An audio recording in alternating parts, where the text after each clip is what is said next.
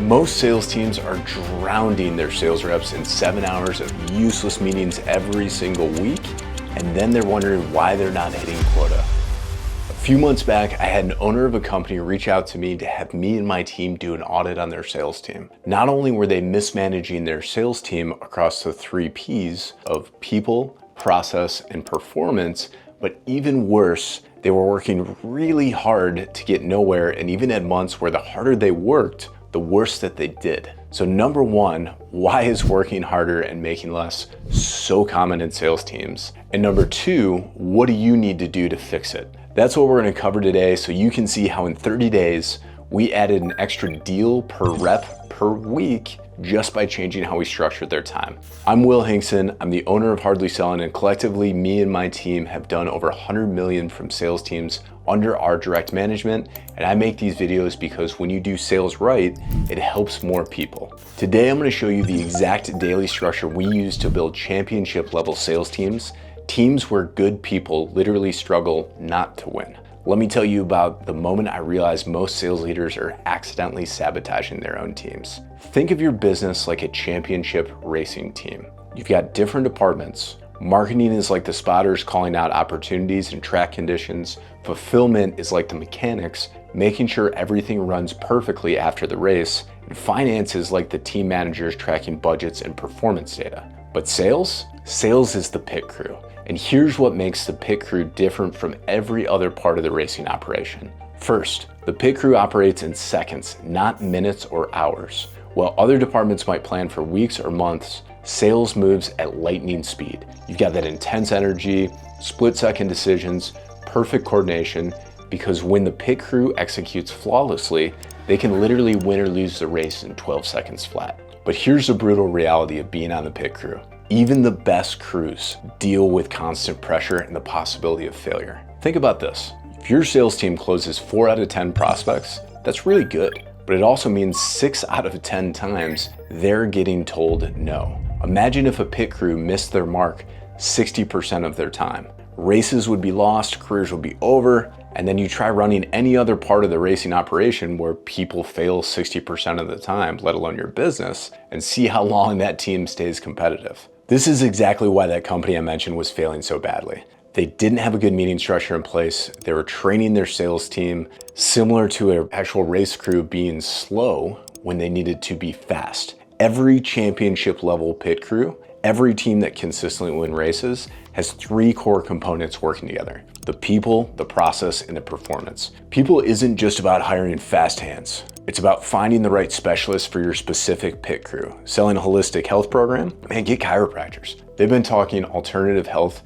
their whole careers. Selling marketing services to businesses? Get former agency owners who speak ROI and return on ad spend like a second language. Pros isn't really about all the perfect script or saying magic words. It's about getting the right outcomes in the shortest time possible. It's about having speed to lead, structured conversations, understanding what a good and bad response on a call sounds like. Your process should work whether your rep is having the best day or the worst day of their lives. And performance is gonna be your data, tracking everything in real time so you can make split-second adjustments when something's not working before it becomes catastrophic. So that company with the 7-hour meeting problem, here's what was happening. 5 1-hour daily huddles, plus an hour of training, plus an all-hands meeting every week. This is similar to making your pit crew sit in strategy meetings for 20% of the race day instead of actually practicing their 12-second pit stops. No wonder these guys weren't hitting their quota. So we cut it down to 3 30-minute huddles per week, 1 focused hour of training where reps brought specific problems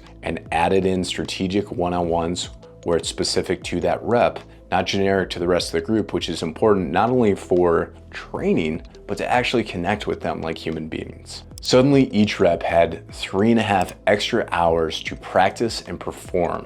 At a 30% close rate, that's literally an extra deal per rep per week. So there's this kind of legendary powerlifting gym called Westside Barbell that I was fortunate enough to visit way back in the day and be a fly on the wall. It was about 11 years ago. At the time, this was literally the strongest gym in the world. I watched guys doing shoulder raises with 100-pound dumbbells when the guy next to them grabbed 45-pounders, which is still heavy, just not Westside heavy. Nobody made fun of them. Instead, they looked at the guy that was doing 100-pound shoulder raises and thought, that's the standard. That's what it looks like to be a championship. There's a difference between a championship pit crew and a losing one when your daily structure sets a championship standard. But tolerating mediocrity, instead of bringing precision, timing, and excellence, where that becomes the standard of how we operate here, when you bring somebody new into this, it's either an asset or liability. And new people that come into a standard of excellence either rise to that level quickly or they self-select out fast. But here's the thing.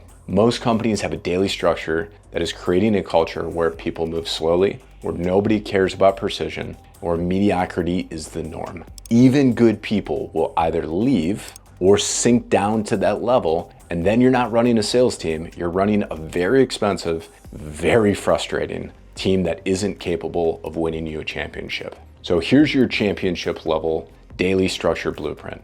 Daily huddles, 30 minutes, 3 times a week. This is for teams under 12. If you're over 12, usually you need a little bit more connection, so we'll increase that to 4 times a week. You set the tone, you address the team, any coordination issues we're having, establish daily performance targets, and always end with, if everything goes wrong today, what actions will you take to still win your sales championship? In that focused training, that 1 hour per week, where reps bring specific calls recordings with them that are time-stamped, you want to know exactly where they struggled, and then we're going to get precise in our objection handling. If they're unsure of how to navigate discovery to create a bigger gap, then we're going to go specifically into that. A lot of times as well, especially for somebody that's somewhat new on an offer, it's tying their offer presentation to the prospect's specific problems. The reason why we have them show up to that call with this is it really forces them to self-diagnose and gives you laser focus for coaching.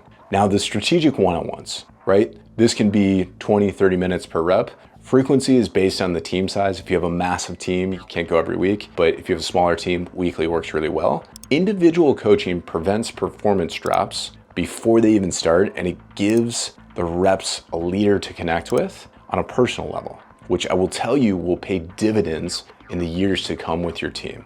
And when you structure your daily operations like this, you're not just managing a sales team, you're building a championship level team where the standard is so high that executing slowly becomes harder, to be honest, than executing with precision and speed where you're closing more deals. And here's what most people don't realize. Your daily structures aren't just about meetings and efficiency. It's about whether you're building a team that's going to win consistently or one that's going to cost you a championship because they're not prepared when it matters most on calls. So here's what I want you to do right now. Calculate how many hours per week your sales team spends in meetings versus actually practicing their craft with prospects. If it's more than 15% of their time, that's your first place to optimize. And if this has been helpful, please drop a comment down below and tell me, what's the biggest time waster slowing down your sales team's performance? I read every single one of these comments and I'll go in and create additional content to give you advice on how to fix it. Because when you get the daily structure right, everything else becomes easier. Your reps perform with more precision, your culture gets stronger, and results become more predictable. And that's when sales stops being a chaotic scramble and starts being a championship level operations that wins things consistently.